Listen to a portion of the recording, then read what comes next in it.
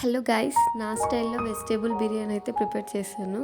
ముందుగా ఒక కడాయి తీసుకొని అందులో 1 టేబుల్ స్పూన్ నెయ్యి, 2 టేబుల్ స్పూన్ ఆయిల్ అయితే వేయాలి. వేసాక మసాలా దినుసులు అయితే వేయాలి. మసాలా వేసాక ఒక 5 మినిట్స్ వరకు అవి వేంపాలి. వేంపిన తర్వాత సన్నగా తురిమి పెట్టుకున్న ఆనియన్స్ వేసి అవి ఒక 5 మినిట్స్ అంటే బ్రౌన్ కలర్ వచ్చేంత వరకు వేగనివ్వాలి. అండ్ నెక్స్ట్ ఇక్కడ అల్లం వెల్లుల్లి పేస్ట్ వేసి అది కూడా ఆయిల్లో బాగా వేగాలి. వేగిన తర్వాత ఒక 5 to 6 పచ్చిమిర్చి, టమాటా ముక్కలు వేసి ఒక 2 మినిట్స్ వరకు వాటిని వేంపాలి.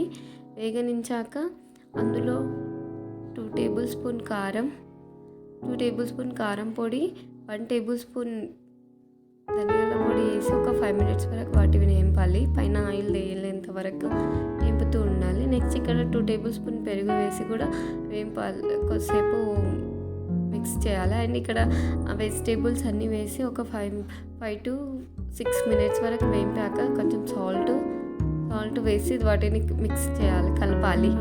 కలిపినాక నానబెట్టుకున్న బియ్యంని వేసి వాటర్ అయితే పోయాలి.